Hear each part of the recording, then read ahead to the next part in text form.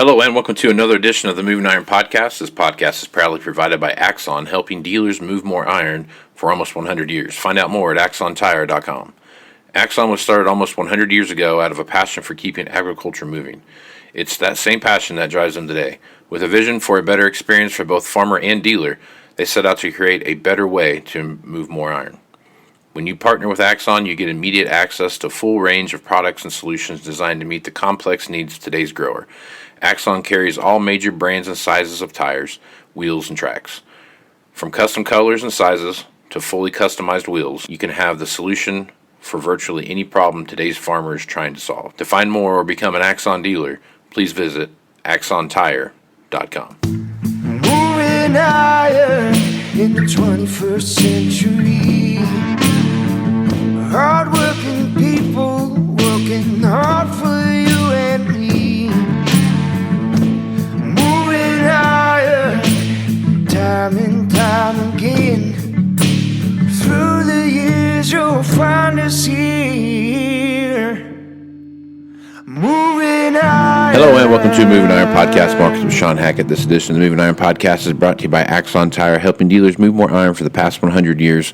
For more information, go to axontire.com. Also, tractorzoom delivering insights. If you're looking to find out what's going on in the auction market, go to tractorzoom's Iron Comps. A great place to see what's happening there. See all the good stuff that's going on. Gives you an opportunity to see what auction values look like from about 500 different auction houses, and it gives you a great opportunity to start tracking those trend lines and see what's happening there. So when the market starts to go sideways, you are well ahead of it. So if you're interested in doing that, use Moving Iron at checkout and you get yourself a nice discount. I have Shawn Hackett here from Hackett Financial, and Shawn's nice enough to come on once a week to talk about what's going on in the marketplace, and he's well rested from his well-deserved Hawaiian vacation. Shawn is back in. He went on vacation in Hawaii, and he lives in Boca Raton, Florida. I guess you can't get enough of a good thing, right, Shawn? Yeah, once a tropical guy, always a tropical guy. That's right. Yeah, I vacation in Kansas, so that way I get the same landscape all the time. So, all right. Well, Shawn, there's plenty of stuff going on right now. There is this heat and dryness has really kicked back up in the West, putting a lot of pressure on the cattle markets, and we're starting to see some of the residual effects from this long-term drought as you start looking at what's going on in North and South Dakota, northern Iowa, western Minnesota, out here in the western Corn Belt, and it just doesn't feel like there's much relief in sight. We've got about 3 different crop tours that will be kicking off, I think, next week and kind of on through the fall. Of course, they're going to go down the I-80 corridor like they always do, and if you've driven down I-80, for the most part, that corn looks pretty good, but once you get north or south of I-80 very far, it starts to kind of, I don't know what the right word here is, but deteriorate rapidly. So I guess, Shawn, as you take a look at what's going on here and what's coming down the pike, what are your thoughts, and what do you see happening out there? I think we always have to be mindful of what the USDA is capable of saying, given how they operate, versus what the truth may be ultimately. And it's pretty unusual for the USDA to make a large downward revision in August unless they really have, good reason to do it. I don't think they're going to do that in tomorrow's report. I think they're going to say, yes, the bad is bad, the good is good. We're not quite sure yet. I don't think they're going to make any major adjustments. I think they'll wait for another month to pass by, another month of weather, some of the early harvest results from the south, and then September sometimes they can start making some downward revisions, but they really usually wait till October. Remember, the September and the October reports are the first reports that they do their actual agronomy work to come up with the estimate. Tomorrow's report is still just their best guess. It's not anything having to do with agronomy.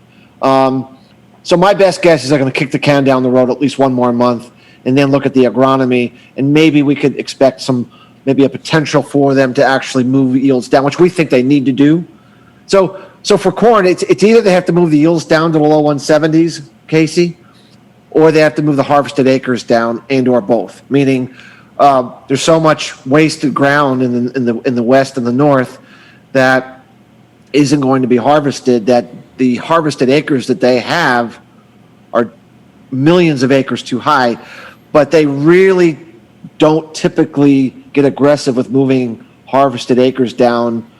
That they do that begrudgingly. So given that idea, we think they're going to be using the yield as the way to get the crop production down, and they may move the acres down later in the year. So either way, we think the crop's going to get smaller, but we don't think that the USDA or the market's going to kind of get comfortable with that until we get into September, which means there could be some downside potential on speculator liquidation during a time that the market normally heads down during this time of the year. So that's kind of where our thinking is right now. Unless they throw us a surprise tomorrow, anything is possible, but probably not. Probably not. Okay.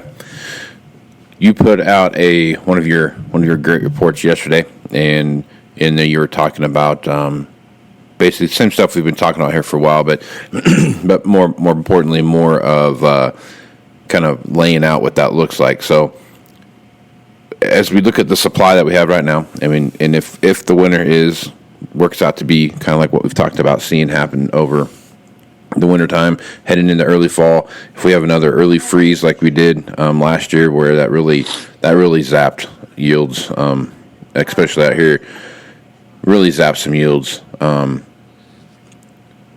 I guess because there's so much of the world that's involved with this now, right?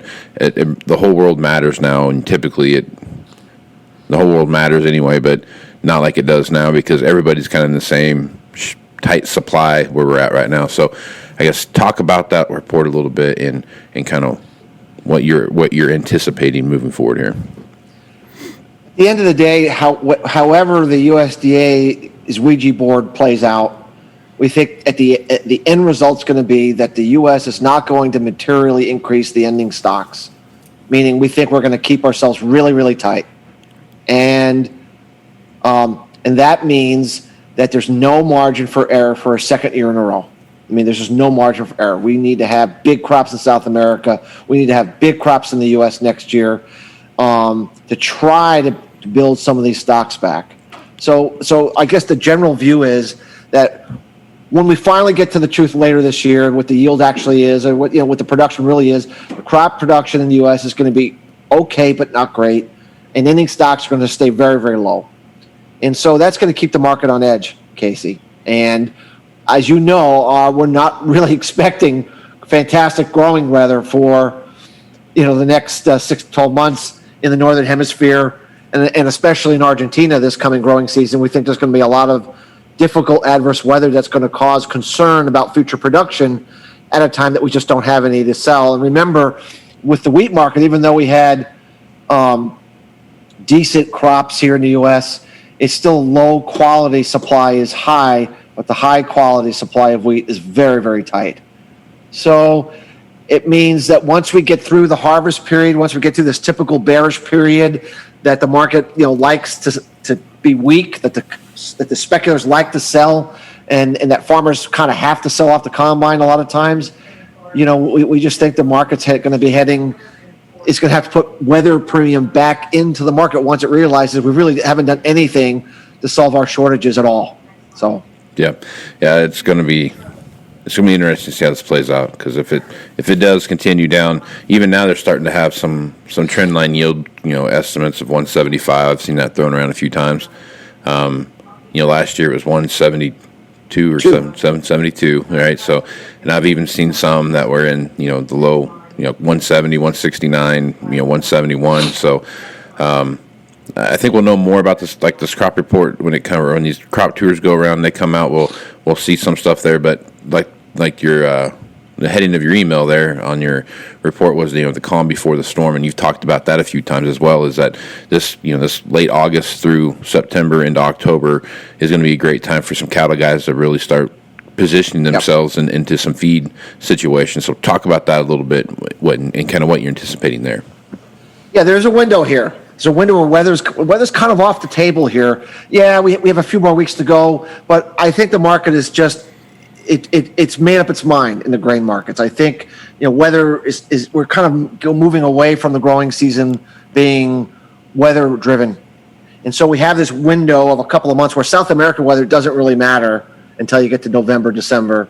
The Northern Hemisphere weather is kind of winding down, and so we have a window where you're just not going to fire up weather scare or weather issues or weather markets or weather concerns, and to feed. For someone to buy a market and to keep buying it, you have to keep feeding them a story, right? A bull story, whether it's Chinese demand or it's hot, dry weather or whatever it is. And it's really hard to give the market that ammunition in the month of September and in the month of October. And so when the market gets bored, it tends just to be, the speculators tend to sell. And so we think that this period of calm, this calm before the storm is going to be, we're going to be looking for corrections, breaks in the market, for opportunities for livestock producers to get themselves really fully bought on the feed side going through next summer and fall, when we think prices could be peaking at higher prices than we've already seen. There's going to be a good window to do that. And so if a livestock producer does a good job this fall, Casey, and gets his feed purchased correctly, at a more economic level, and if we're correct about the cattle price next year taking off, then they're going to have some, and the milk price taking off, they're going to have some really good margin. They're going to actually do really, really well after getting totally kicked in the teeth for the last couple of years. So I guess the point I'm trying to make is the pendulum swings, and it's going to be time for the livestock producer to put some equity back in the business. Now the hog guy got his opportunity.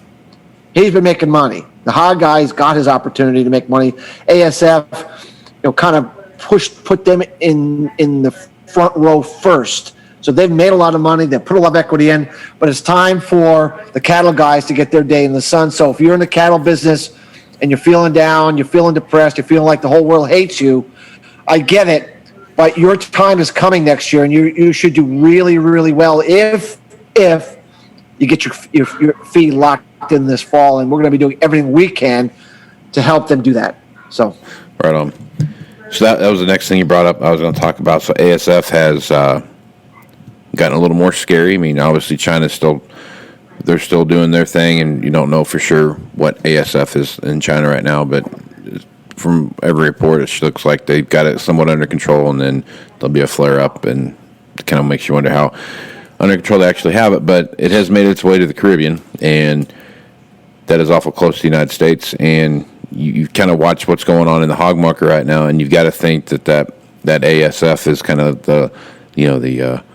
like on the Wile E. Coyote out there. He's got the 1,000-pound anvil hanging over his head and just waiting for it to drop type of thing. So I got to think that the market's kind of has a little bit of that thought process about ASF right now. And I guess, are you feeling that pressure from that, or do you think that's more of still in a wait and see phase? Well, the issue is that we've lost a lot of demand because they've been flooding their market by liquidating the hog herd there, because the AF, they forced liquidation mode. Now, of course, that's bearish right now, but that'll be bullish in 2022 when they got to buy. When that dries up and they got to rebuild the herd again, then they're going to be back to a massive shortage again. So it's a yin and a yang. But and that the black swan event is we find ASF in the U.S. Right. Oh my gosh, we found ASF in the U.S. Then obviously that's catastrophic short term to the price of the U.S. hog business, and so you never can say for sure if or when that would happen. But I think a realistic person looking at how porous the U.S. Borders tend to be, whether we like it or not, it's probably going to happen. Almost everyone in the world has gotten ASF but us, so we're probably going to eventually get that. And so with prices still being very attractive, I sure would want to make sure with that hanging over us and ASF getting too close for comfort, I'd sure want to make sure, I didn't wake up one day and it's limit down on expanded limits because we found ASF and we can't sell our pork to anybody, Right. I just don't think that's a good risk for a hog producer to make right now, given that he's been given a very good price for a while. Even though the price have corrected some, still a good price. Boy, I'd sure want to make sure I just took that risk off the table. It may not happen, but if it does, you just, as a hog producer, you don't want to give all the equity away that you just put into the business over the last year. It's simple risk management. You got to make sure you take that monkey off the table so it doesn't bite you in the butt. I mean, it's really, really important right now to take that risk off the table if you're in the hog business. So, Yep, there it is. It's a scary time to be a hog farmer because it was, for the longest time, it's so far away. Don't worry about it, and it's good for us because look at all the hogs we're sending over there now. But now it's getting closer, and I think if you went and asked any veterinarian, what they think about ASF, they would tell you that it's a matter of, it's an if, not a when. Type of deal, so or a win, not an if. So it's definitely going to be something to pay attention to. So absolutely, and as kind of an interesting, if that were to happen, it's possible that if the U.S. consumer has an aversion to pork because it's tainted, I don't want to eat pork anymore. You could get a windfall for chicken and beef. Yeah. I mean, you could see how the chicken and beef market would soar in demand as people just stop eating pork for a while until the dust settles. So, it would be a wild situation. And I agree with you. I think it's just when is it going to happen? I think it's not a question, will it happen? I think it's going to happen. It's just a question of when does it actually occur?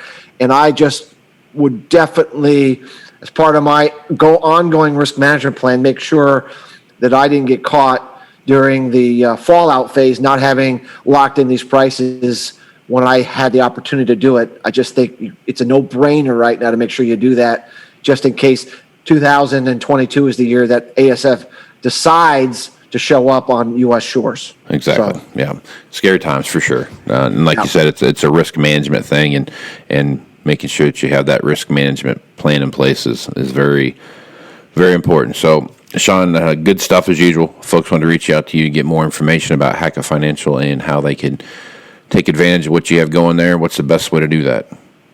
Our website is Hackett, Hackett, advisors.com. We have interviews, white papers, sample reports for everyone to kind of get a good idea of how we look at things to see if what we do could be of value to your listeners. Right on. Well, I'm Casey Seymour with Moving Iron Podcast. Make sure to check me out on Facebook, Twitter, and Instagram. So you're going to find the latest editions of the Moving Iron Podcast. Also, go to MovingIronLLC.com. That's where you're going to find the entire library of the Moving Iron Podcast, as well as all the blogs I have written. So check that out. Moving Iron Summit is the room block is full. Still might have some opportunity if you're still interested in coming to that. Reach out to me at Moving Iron Podcast at MovingIronPodcast.com, and I can get you more information about that if you're still interested in coming. Great, there's a great number of people going to be there. Shawn's going to be there. He's going to be spreading his knowledge about what's coming up this winter. And the things you've talked about so far have been right coming up this year. We've looked at this early planting season where it was perfect conditions and everything was gumdrops and candy canes and great, but no rain came afterwards, so that made it a little tough. We've had a hot, dry summer. You talked about that too. On the extreme side, you had extreme heat and extreme dryness in the northwestern part of the United States, and then if you go back down to the southeast part of the United States, they've had a hot summer, but it's been a very wet hot summer. You look what's happened in Arkansas with the various flash floods that they've had earlier in the year and what that looked like. So I guess these weather extremes are starting to really kind of unfold here, Shawn. So kind of give a brief glimpse of what you're going to see here at the Moving Iron Summit when you give your little talk. Well, we're gonna go over our weather cycles that are part of our natural climate cycle algorithm, Casey, that we've been using for years now to make these longer term weather projections, and kind of update everyone where all those cycles are and what they really portend for, the winter season and into next spring and summer, not only for the U.S., but also as a northern hemisphere situation. Also talk about what we expect for South America. But one of the key pillars for what we'll be talking about is the resurgence and the return of La Nina. We've talked about this all summer, that many have said La Nina was dead and it's gone, and we kept saying it's going to come back. It is about to be triggered here in the next week or two, and it looks like it could be one of the strongest La Ninas since 1980, and it would be of what they call a Mordecai construct, which is something that we would be going over, the difference between a normal La Nina and a Mordecai, and the differences. And so with that and everything else, it's really going to lay out the foundation for why this weather volatility cycle we feel is actually going to ramp up even more at a time we don't have any stocks. We don't have any food stocks around the world. And that's the biggest issue. When we had some of this weather volatility in 2019 and 2020, we had lots of ability to fill in deficits. We filled them in, right? And now we have nothing left to fill in. So I guess the point that I'm making is we've had some nice moves in markets, Casey. But if we're correct about more of these weather extremes causing more production problems without any ending stocks, I think one can appreciate that the potential for upside volatility over the next 12 months could be far more severe than what we've already seen. And this is a time that you really, as a producer, as an end user, as anyone involved in the food chain, have to really be clear about your risks and what would happen if Shawn's right about this forecast. What would it mean to you if we have $10 or $12 corn?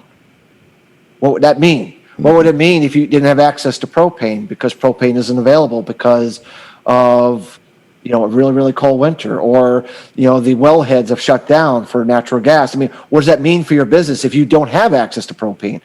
These are just some of the questions, some of the things we're going to be talking about at a very ideal time to be talking about, where you still actually can take action to make a difference going forward in your business. I think it's going to just be a great, timely presentation, and your meeting just couldn't have been more better positioned for that kind of discussion. So I hope everyone comes out to watch the other speakers who are going to be going over some great information, but hopefully they come to check us out, and hopefully we can kind of, if they have an open mind, some of the stuff, as Casey, we talked about is a little bit different, but it has been very effective at giving some pretty good advice. Yep. So, I planned it that way. I wanted to make sure that I had the meeting at this about the most optimal time we could have it, so it's working out well for me. My planning's paying off. So, man, I tell you what, it's been a crazy run here. I had to cancel it twice because of COVID and everything else, so now that's finally happened. So it's going to be a good program. Looking forward to it. And Shawn, your presentations, if you guys haven't had chance to check that out, you can go on YouTube and find Shawn's stuff. Make sure you check it out there. What is your YouTube channel, by the way, Shawn? I don't know. Don't you have a place on YouTube that you post stuff? Oh, my brother handled all that, and I just really don't know what the YouTube channel is. Right on. Well, I'm sure if you go to YouTube and put in Shawn Hackett, you can probably find it. As you can tell, I focus on weather and agriculture, not on YouTube channels.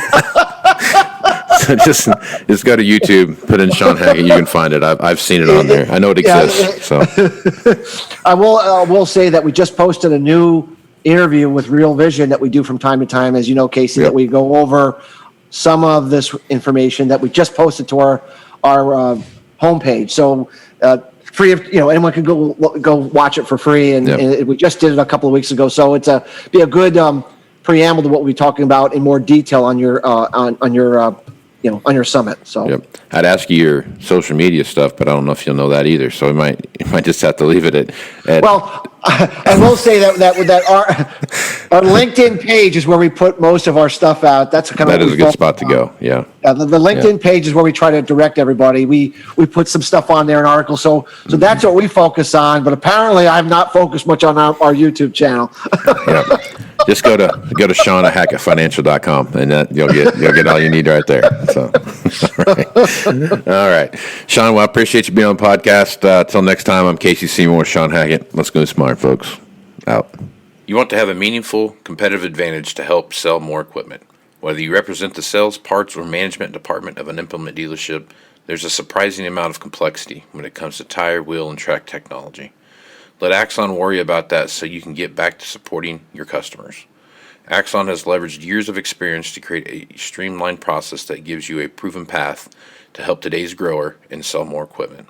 The roots of their organization go back almost 100 years to the invention of the rubber tractor tire. Supporting agriculture is the number one driver of Axon, from product development through sales and service. To find more or become an Axon dealer, head over to agmarkets.com. Moving higher in the 21st century. Hardworking people